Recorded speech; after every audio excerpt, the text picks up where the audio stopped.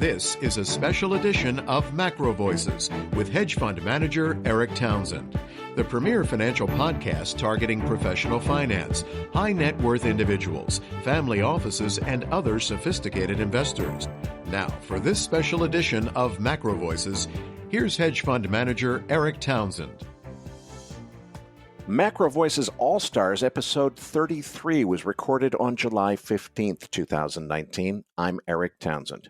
Professor Steve Keen is back with us today.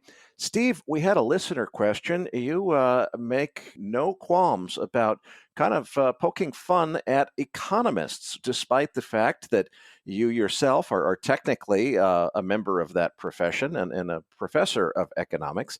The question we got from our listener is, how did this happen? Most feel, people have to know what they're doing before universities put them in charge of curricula and so forth. It seems like in economics, they kind of make it up and get away with it. How did this happen, and why is it allowed to continue? Yeah, it's got a long, complex cause. I go right back to the formation of economics. Actually, I blame Adam Smith, strangely enough. So most economists say they follow Adam Smith, often without having a clue of what Adam Smith actually wrote. Having read what Adam Smith wrote and having read what went before him, I think he's the source of the problem. That's actually getting rather more technical. It goes right back to why they ignore the role of energy in production and so on. But what actually came out of it, Smith gave us this wonderful visual idea of the invisible hand. Everybody who's read anything about economics knows the idea of the invisible hand. And what Smith was saying is that the people are led as if by an invisible hand to do things which were no part of their original intention. And therefore, people get into business with the intention of making a large amount of money for themselves, their selfish orientation, and they end up doing something which is socially beneficial. And that's a very seductive view. And that became the sort of core vision of economics and what they tried to explain. And then when they tried to explain it, it went through several phases. There was a phase where what's called the labor theory of value was dominant. And then at the end of that, Karl Marx took the labor theory of value and made it into a criticism of capitalism. And at that point, what used to be a rebel group in economics, an undercore involving people like Jean-Baptiste Say, Corneau, the guy who gave us game theory fundamentally, who argued the utility was what people were interested in, and this meant that everything was subjective. People's valuations of goods reflected their own subjective pleasure, didn't reflect the objective cost of production, which was the previous classical school. And finally, in the 1870s, because Marx had turned the original classical objective theory against capitalism, then the subjective theory came to the top. And you then had people back in those days, and people names like Leon Walras, Alfred Marshall, and Menger in Austria became the foundation of what we think is economics today. And in many ways, what they were trying to do was to prove the invisible hand. And the irony is that every attempt they made to prove it failed. And the reason is that they constrained it inside this idea of equilibrium, because they thought, well, we know we should be doing dynamic analysis, but dynamics is too difficult. We don't have the mathematics for it. They didn't say it, of course, but we don't have computers, so they can't simulate stuff. And so pen and paper, the best thing to do is do something which involves intersecting lines or tangents to other lines, which give you equilibrium conditions, and that's what they did. And they tried to shoehorn this idea of the invisible hand into an equilibrium framework. Now, when mathematicians, completely by accident, got their hands on the concepts that economists were working with, they, again, completely by accident, proved the economists were completely wrong in their assumptions. So, for example, Walras had this vision of a market where everybody came together and there was an auctioneer who would, as he says, cry prices at random, declare a price for rosé, price for pigs, price for wood, price for carriages, etc., and then get a whole lot of prices, demands and supplies back, which are all out of equilibrium, and then adjust them over time. And so it converged to equilibrium. And in the early 1900s, again, completely by accident, mathematicians proved that mathematical process didn't work. It didn't converge to equilibrium. So the response of economists should have been, oh dear, well, it can't happen in equilibrium, but maybe what is interesting about capitalism happens in disequilibrium. So let's start analyzing disequilibrium. And that's the sort of line that, for example, Joseph Schumpeter took. Instead, they said, oh, let's ignore it. Let's just pretend it reaches equilibrium anyway. And all the models that were built were to hang on to this, what was initially just an intellectual crutch of equilibrium to make it possible to analyze, became almost a religion. So that's my fundamental reason. I know that mathematicians have proven that their equilibrium stuff doesn't work, and yet they continue pretending it does, and the least all sorts of travesties.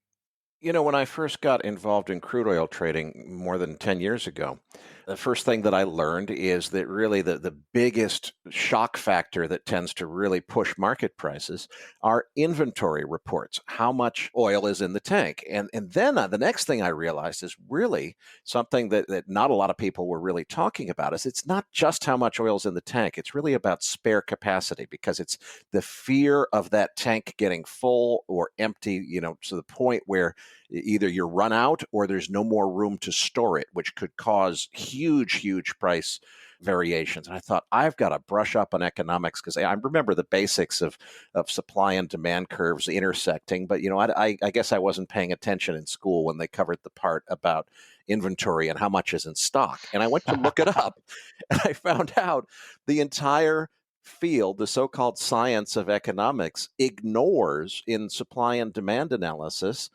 If you've got a certain amount of consumption and a certain amount of production, whether there's 200 gazillion of something in stock sitting on the shelf or there's none to be found anywhere, never gets considered in the field of economics. Is that really true? Mate, it is. You've actually absolutely hit the nail on the head, because this is what they omit, because Volra's vision was of a market in which supply and demand are perfectly aligned.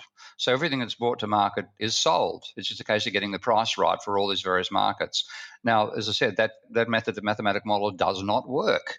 And so mathematically it doesn't work. And not even a case of like practically, mathematically it does work, but it doesn't work in practice. It doesn't work in mathematics, let alone in the actual practical world. So inventory and stocks are an essential part of how real corporations function and how real markets function.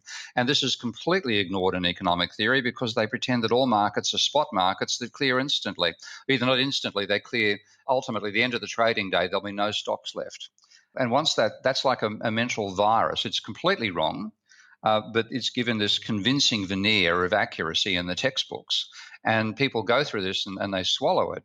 So I remember having this is a conversation involving the New Zealand Department of Treasury, where the chief of the Treasury wanted me to be involved in building nonlinear dynamic models in the New Zealand economy using my Minsky software. And I was actually blocked by the junior economists there. They didn't want to have anything to do with me.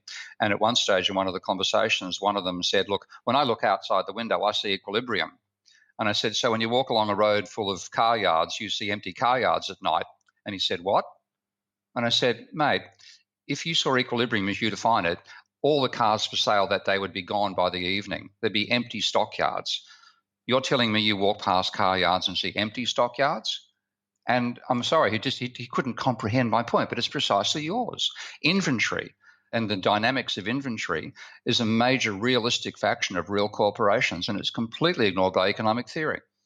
Now, when we say it's ignored by economic theory, I know you have been a big critic of the neoclassical school of economics and a big fan of the post-Keynesian school. Are some of these alternative schools of economics, like post-Keynesian or any of the others for that matter, does anybody consider like how things work in the real world, or is that? Yeah, and that again is I'm going to give you a Sears Award here, mate, because you nailed where this all began from. Because you'd probably remember the Milton Friedman argument that you can't judge a theory by its assumptions. If you go back to the assumption that every economist gets crammed into their heads that you can't judge a theory by its assumptions, it begins from a paper by Milton Friedman called The Methodology of Positive Economics. And in that, at one point, he says, and this is the part that they learn, truly important and significant hypotheses will be found to have, inverted commas, assumptions, close inverted commas, that are wildly inaccurate descriptive representations of reality. And in general, the more significant the theory, the more unrealistic the assumptions. Now, they've taken that to heart and actually in almost regard that an unrealistic assumption is a hallmark of being a scientist. But there's a footnote And I find this quite amusing. If you only see the footnote if you read the original, and most of them just don't go near the original, they read the textbooks and that keeps them happy.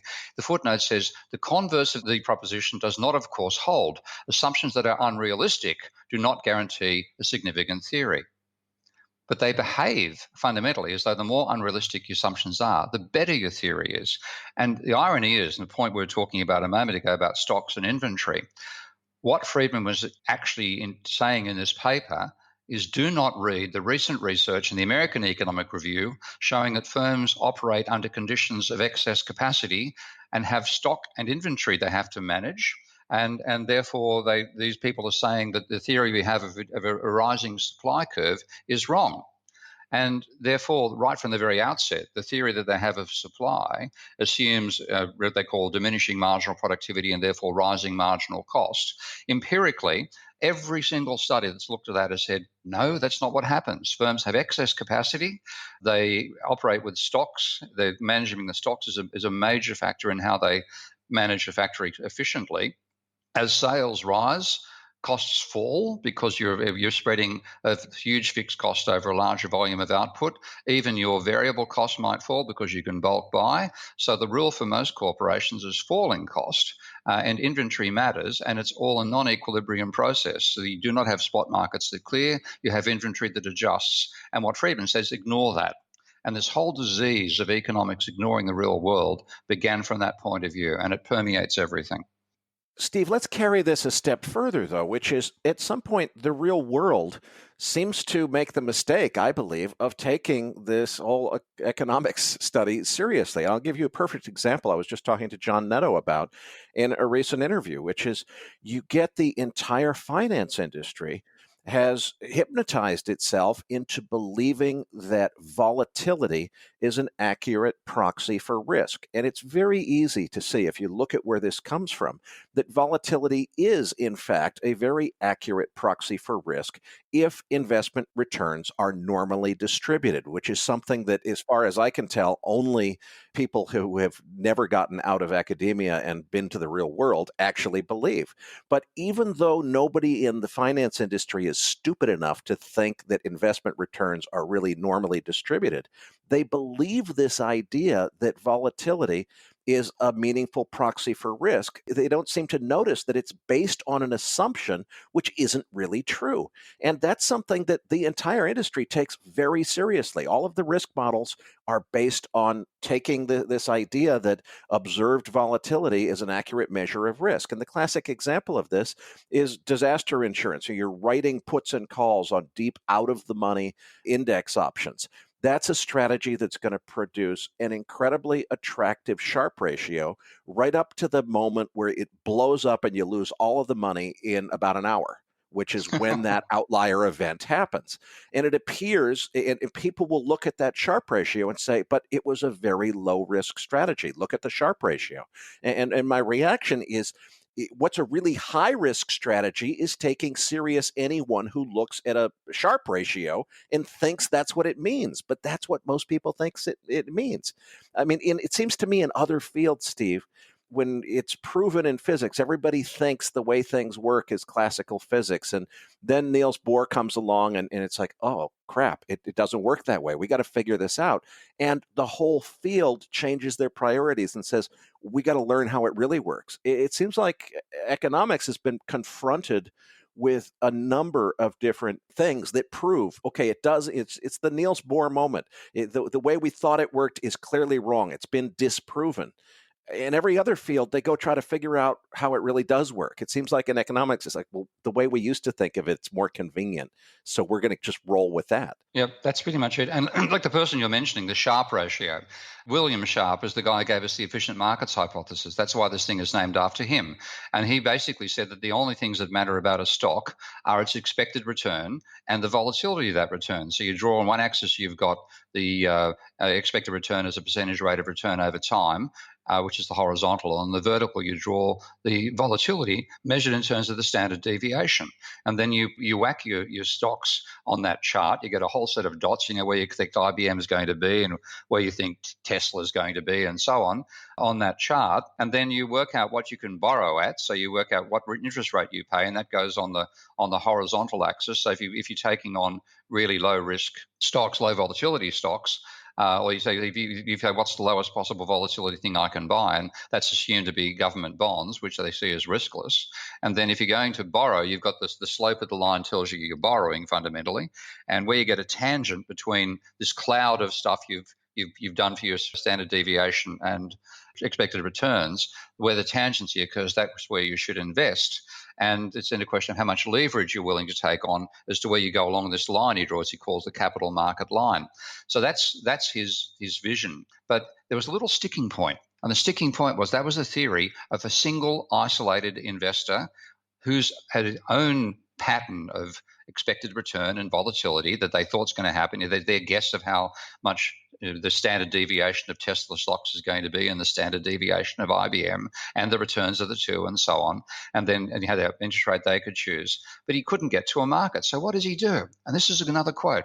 In order to derive conditions for equilibrium, we invoke two assumptions. First, we assume a common pure rate of interest, with all investors able to borrow or lend funds on equal terms.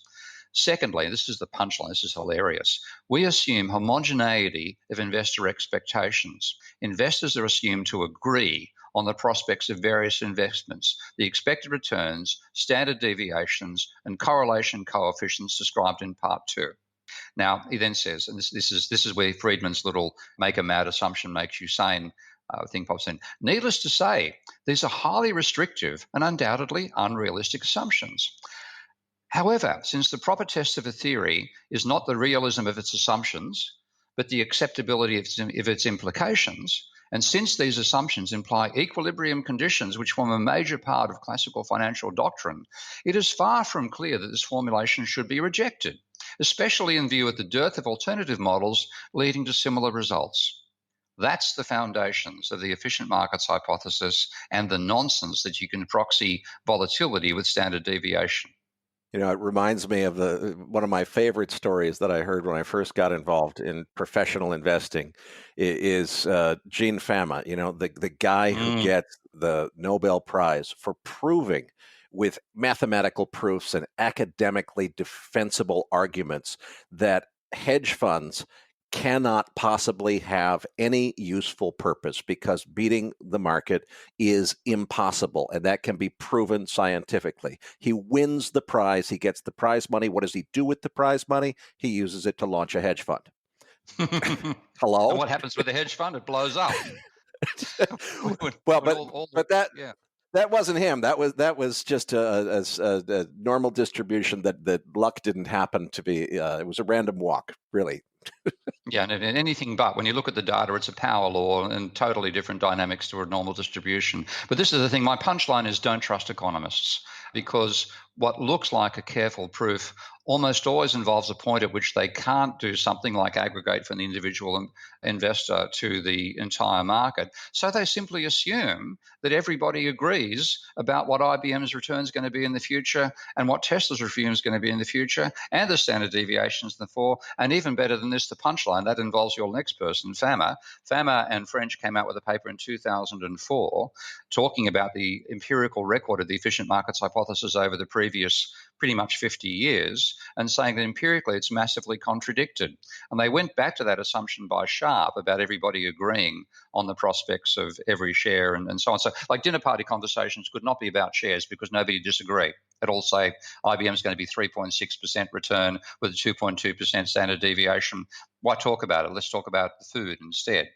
But they said that maybe this assumption is false. But on top of that, they also said it wasn't just the case that it assumed everybody agreed about the standard deviations, so their expectations were the same. Said they were also correct. The theory involves that the expectations people have about the standard deviations and returns on all these stocks are the true results that will apply in future. In other words, the efficient markets hypothesis is based on the assumption that we are all Nostradamus. So, what do we do, Steve, for investors who can see that this so called science of economics is mostly BS? Look, we make bets with dollars and cents that have significant financial outcomes that are based on economic analysis, theories of economics, economic reports, economic statistics, and so forth. It seems to me that there's plenty of good reason for somebody to try to figure out how this stuff really works and make a real science out of it. Is there any hope? Is there anyone doing that? Well, there's quite a few, and of course, most of them won't publish what they're doing. But my two favorites, I'll start with the one which is less well known. That's a guy called William Hague. He's died about 10 years ago. Hague was one of the people who used to write these economics textbooks. So you'll find textbooks by Hague, substantial books, Modern Investment Theory, and so on, things like that. And all the opening section would all be the standard efficient markets hypothesis. Down the back, there was an appendix completely destroying the whole thing. And he retired from academia, I think sometime in the 1980s or thereabouts, and freed from the constraints of having to put up with what people down the corridor were thinking about, and therefore, censoring any views which stepped outside the mainstream. He wrote a book called The Inefficient Markets Hypothesis, another one called The Beast on Wall Street, and a third one called The New Finance. Tiny little books. And this was his explanation of what actually goes on in the market, which he then successfully and secretly ran for decades until he died as his own private investment portfolio. And what he said in that is that the philosophy, particularly economic theory, enforces what people will get locked in their minds about the idea of there being growth stocks. And you buy growth stocks. And what happens with growth stocks is because everybody's buying them and they get overvalued. Now, according to mainstream theory, they can't get overvalued, but they get overvalued. And over time, the returns disappoint. And then because they disappoint, finally the stock market falls over, which is that volatility event you're talking about for that particular share. So he said what you should do is actually look for a combination which the investment theory says does not exist. Look for stocks which have got consistently high returns, low volatility, and high book-to-market ratios.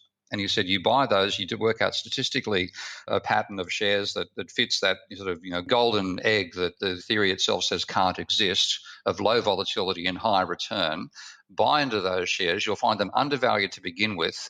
Over time, first of all, they're getting a good dividend stream. And secondly, over time, because they're performing so well, they'll finally be found by the market and then the price will rise and then you can sell them.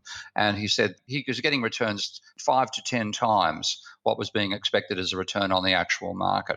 So look for Bob Hagen, Haugen, not William, Bob Hagen, The Inefficient Markets Hypothesis, The New Finance, and The Beast on Wall Street. That's 3 very, very readable guides about what to do that steps outside the mainstream thinking. And the other is work on what's called the fractal markets hypothesis. This comes out of a guy called J. Edgar Peters. And he argued that, again, as you and I know, it's just a normal distribution does not even begin to describe the actual volatility of shares on the market. You get what's called a power law distribution in terms of share returns and prices, and you get enormous peaks in volatility where 25 and 30 standard deviation movements are quite feasible.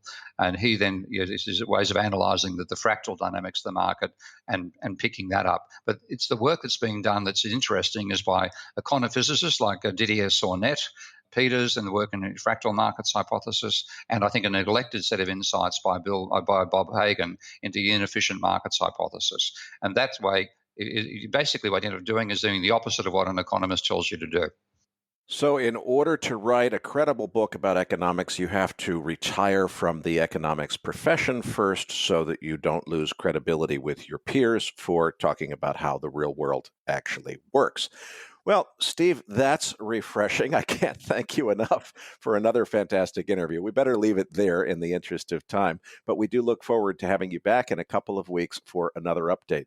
Listeners, we've still got Danielle DiMartino Booth on deck on Friday for an All-Stars interview. We've got Energy Week coming up with Anas Alhaji, Pat Hemsworth, and Joe McMoneagle. We've got Jim Rickards on the Thursday night podcast, and even more content coming your way after that. For the Macro Voices Podcast Network, I'm Eric Townsend.